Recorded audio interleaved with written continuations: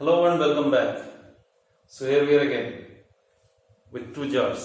One is a jar of cookie and one is a jar of sugar.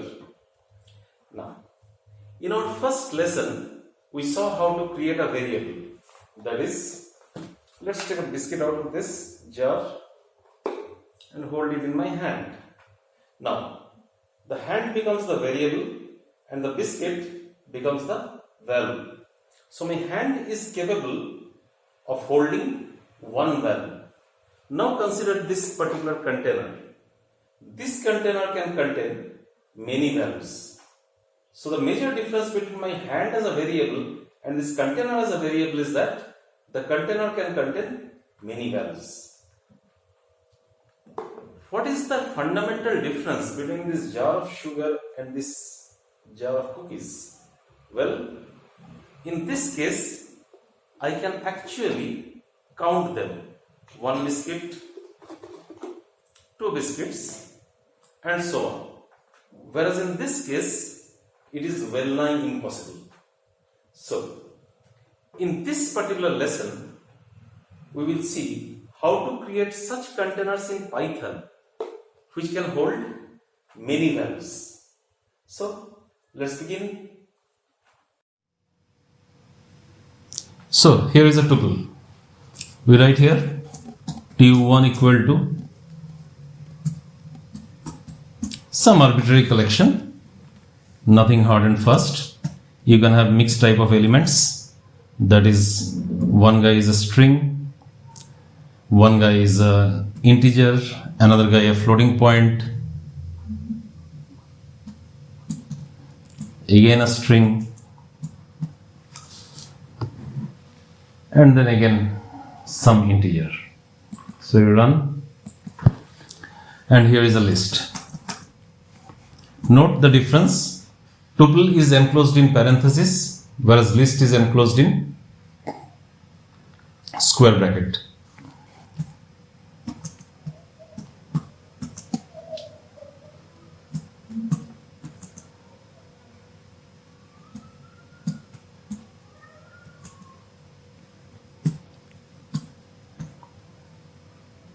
We are even putting a tuple inside a list, allowed.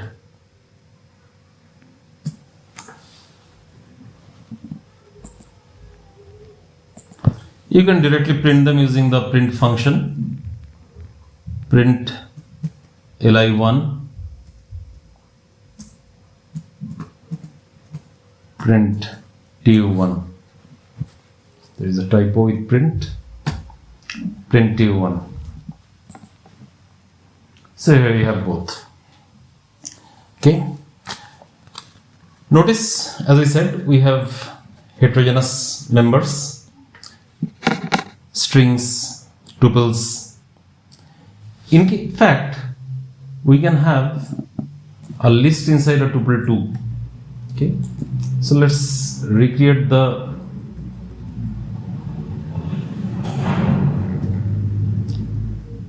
tuple by putting a list inside it.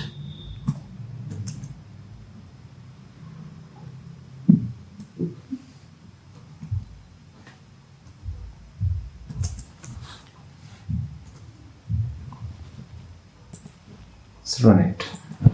Okay. So that is how we create a list and a tuple. Now, how do we access the individual elements? Well, here, counting begins from left hand side with the number 0, unlike us humans who love to count from 1. So we access the first element in this fashion.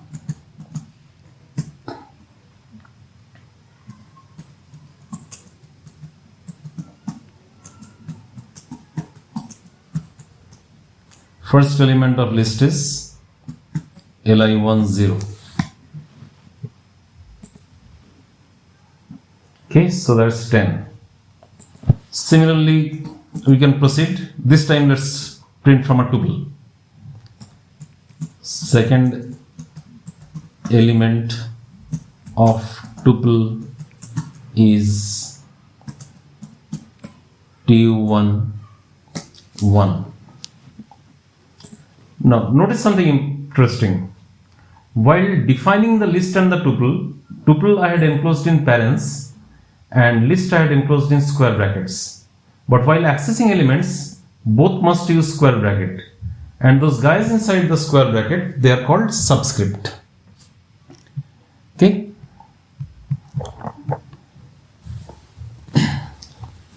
We also can count from the right. What we have to do is, we have to use negative index. So print last element of list is li1 minus 1. Notice not minus 0, okay, because minus 0 and 0 are same.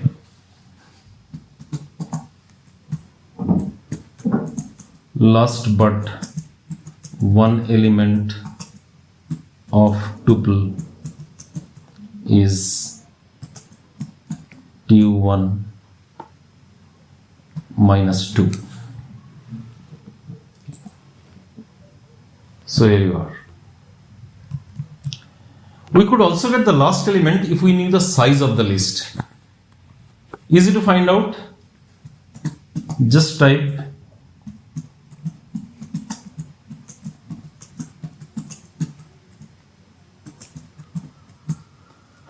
len li1. Okay. So length of the list is 6. So what do I do? Well, common sense suggests that just put that guy instead of 1, minus 1, put that fellow inside the square bracket. Len of li1. Oops, we get an error. It says list index out of range. Now why does this happen? Let's go back to our list. Notice the list. How many elements are there? Well, human counting says 1, 2, 3, 4, 5 and 6. But computer counting, rather Python counting says 0, 1, 2, 3, 4, 5. So Python counts it as one less than what a human counts. So we write, okay, why write? Copy paste. Never write what you can copy paste.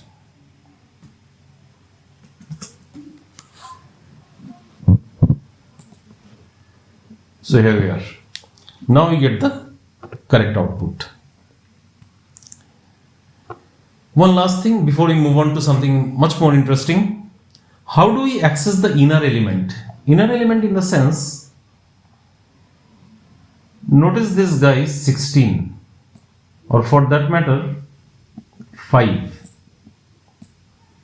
So first we have to come to this entire element. Now what is the index of this entire element? Well, 0, 1, 2, 3, 4. So we first come to 4th element and then we access the 0th element. So we write print tu1 4th element and then the 0th element.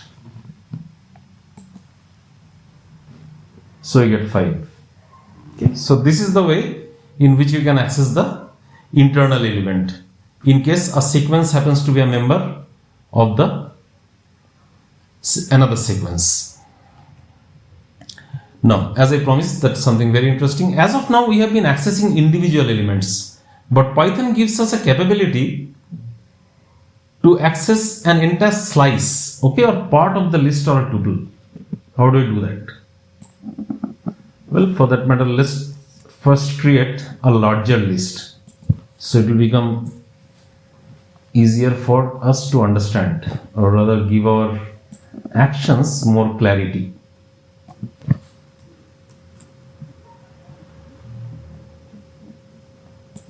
So I say comma and I put this guys. Okay. So run and I get this list. The syntax for creating a sublist or a slice of a list is this.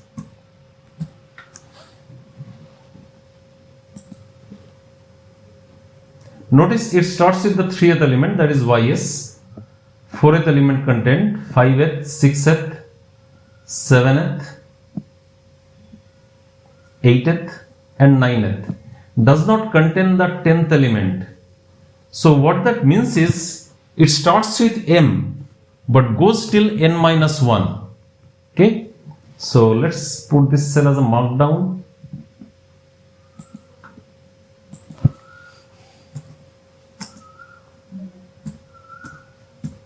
M colon n implies m plus 1th element and so on till n minus 1. Alright, and the total number of elements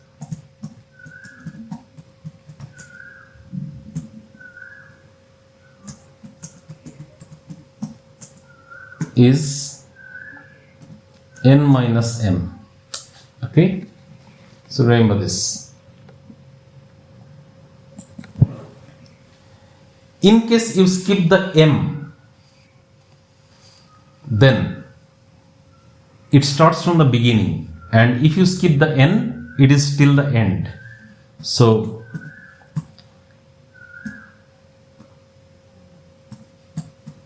first 3 and last 3 elements are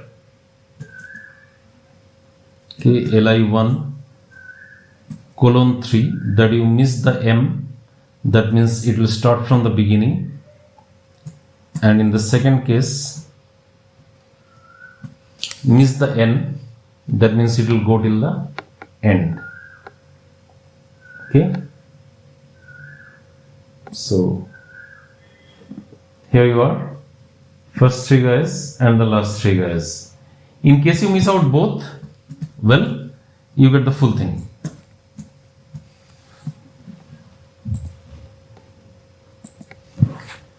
Alright.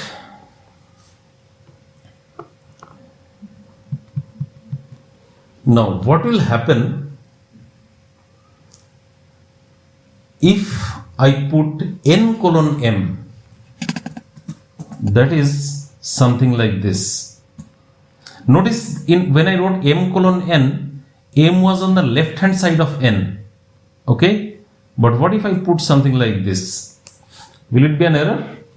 Well, no, it simply will give you an empty list, that is null output. Okay, you can put a 3rd element to this slicing. What is that for? So let's do that. 2 colon 14 colon 2. Okay, we were supposed to get how many elements? 14 minus 2, 12 elements. But how many do I get? 1, 2, 3, 4, 5, 6. Alright. Notice what it gives. It starts with minus 19 and then 16 comma SD. But between minus 19 and 16 comma SD there is ys. Now that is missing. Similarly 6 is missing and is directly going to OP. So what it effectively does is it skips every alternate elements. So this is used as a step. Okay, so now how does it work? Let's make it a markdown.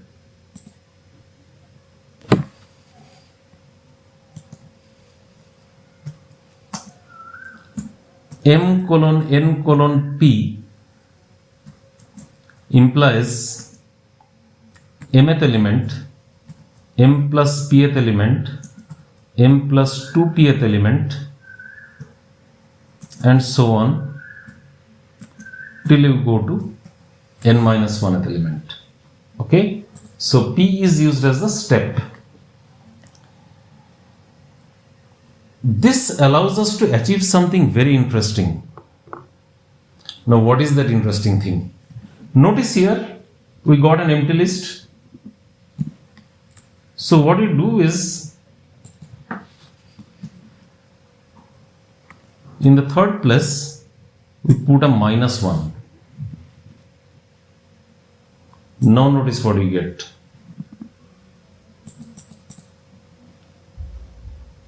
See what you get. 8, 12, OP6, blah blah blah. So 8, 12, OP6, etc. So it is printing the whole thing in a reverse manner. Now with m:(n), I had explained to you that it starts with m and goes till n-1. Notice over here 0, 1, 2, 3, 4, 5, 6, 7, 8. It starts with the 8th element but does not go till 2th element. Now who is the 2th element? -19 is the 2th element. It does not go till 2th element. It stops at the 3th element. So again, let's make this a markdown.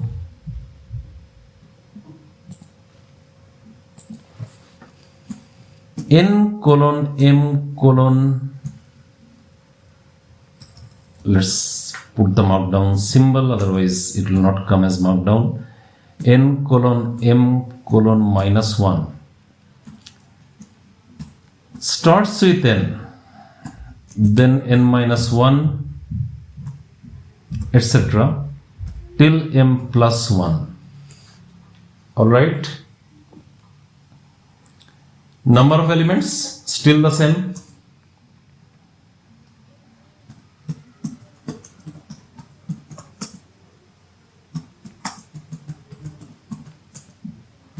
n-n. Notice 6 elements you are getting over here. Okay. In order to reverse the entire list,